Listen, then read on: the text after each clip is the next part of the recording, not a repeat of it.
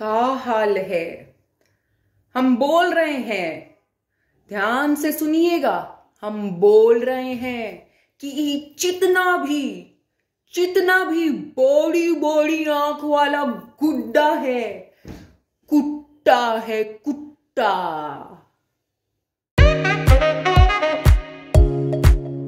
हाँ, ये जितना भी बड़ी बड़ी आंख वाला गुड्डा है, कुत्ता है कुत्ता।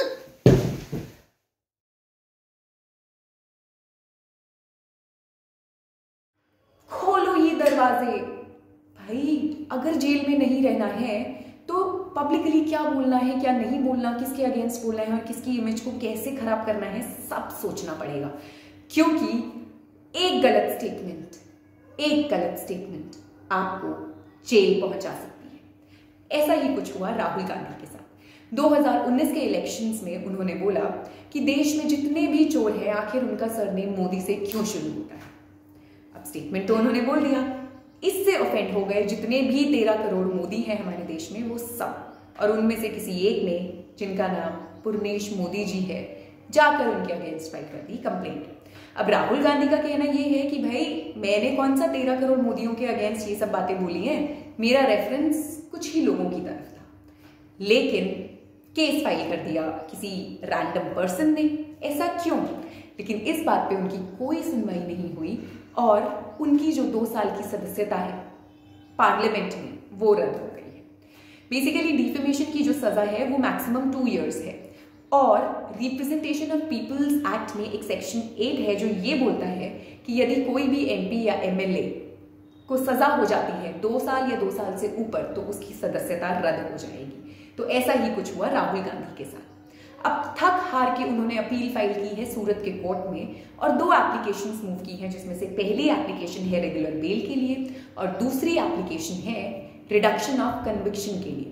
तो यदि उनकी दूसरी एप्लीकेशन, जो कि रिडक्शन ऑफ कन्विक्शन के लिए है, एक्सेप्ट हो जाती है, तो उस केस में उनकी सदस्यता रीस्टोर हो जाएगी, क्योंकि जो 2 साल की पनिशमेंट है वो कम हो जाएगी। खैर, छोड़िए इसे। अब हम जानते हैं कि डिफेमेशन को कैसे डिफाइन किया जाए। तो सबसे पहले 3 चीजों से बचिए। अपने शब्दों का सही प्रयोग कीजिए। दूसरा, अपने फिंगर्स, जेस्चर्स, मूवमेंट्स का सही तरीकों से प्रयोग कीजिए, क्योंकि जो हम हाथों हाथों में गाली देते हैं वो किसी को भी ऑफेंड कर सकती है। और तीसरा, विजुअल्स जैसे कि इमेजेस, वीडियोस, GIFs, इन सब का सही तरीके से प्रयोग कीजिए, क्योंकि इन सब को यूज करके भी अगर आप कोई ऐसी स्टेटमेंट पब्लिक तक डिलीवर करते हैं जो किसी को ऑफेंड करे, तो आपके अगेंस्ट डिफेमेशन का केस फाइल किया जा सकता है। अब डिफेमेशन के लिए कौन से कॉम्पोनेंट्स होना बहुत जरूरी है? सबसे पहले statement of fact. For an example, अगर मैं कहूं साउथ इंडिया में जितने भी लोग रहते हैं वो शायद थोड़े से गुस्से वाले होते हैं, दिस इज माई ओपिनियन। लेकिन अगर मैं कहूं, अरे साउथ इंडिया में इस बेल्ट पे जितने भी लोग रहते हैं ना, वो बहुत ही घमंडी होते हैं, so this is a sort of defamatory statement. इससे बचिए।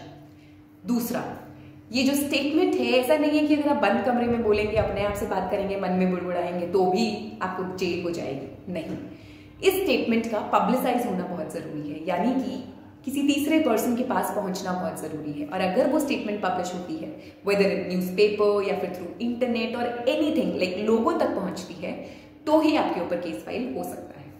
तीसरा, ये स्टेटमेंट ऐसी हो जिससे कि जिसके अगेंस्ट ये स्टेटमेंट बोली गई है उसकी जो इमेज है वो टार्निश हो, वो खराब हो, एंड उसकी इमेज को एक सीरियस इंजरी हो। नंबर 4, ये स्टेटमेंट किसी पर्टिकुलर पर्सन के अगेंस्ट होनी चाहिए। ऐसा नहीं है कि आपने हवा में कुछ बोला और आपके ऊपर डिफेमेशन का केस हो गया। किसी ना किसी कॉन्टेक्स्ट में, किसी रेफरेंस में या किसी पर्सन के ऊपर टारगेटेड होनी चाहिए, तभी आपके ऊपर वो पर्सन केस फाइल कर सकता है। और 5वां, एक आती है अनएक्सपेक्टेड सिचुएशन, जिसका मतलब है कि हम सीधे तरीके से नहीं बट उल्टे तरीके से किसी की इमेज को टार्निश करते हैं। जैसे कि अगर मैं बोलूं, माशाल्लाह तुम बेहद खूबसूरत लगती हो अपने इस हाथी जैसे शरीर के बावजूद। भाई, शुरू में तो मैंने कॉम्प्लीमेंट दिया, लेकिन घुमाकर की तो मैंने बेइज्जती ना। घुमाकर मैंने लोगों के दिमाग में एक ऐसी इमेज तो डाली ना कि ये देखो कैसी मोटी भैंसी चल रही है, which is actually very defamatory and we should refrain from saying such statements. अब डिफेमेशन कितने टाइप का होता है? Civil and criminal. सिविल की जो रेमेडी है वो लॉ ऑफ टॉर्ट्स में है, उसमें जेल नहीं हो सकता, ओनली मॉनेटरी डैमेजेस क्लेम किए जा सकते हैं. और क्रिमिनल जैसा कि हम सब जानते हैं सेक्शन 499 एंड 500 ऑफ आईपीसी में डिफाइंड है. दूसरी बात आती है, दो फॉर्म्स भी हैं डिफेमेशन के, one is libel and one is slander. अब लिबेल का मतलब ये है, जैसे कि मान लीजिए मैं किसी के अगेंस्ट या अपने फ्रेंड के अगेंस्ट न्यूज़पेपर में कुछ पब्लिश करा देती हूँ ये कहते हुए कि ये तो बहुत ही घटिया किस्म का आदमी है. This is a permanent damage to his image. इससे बचिए.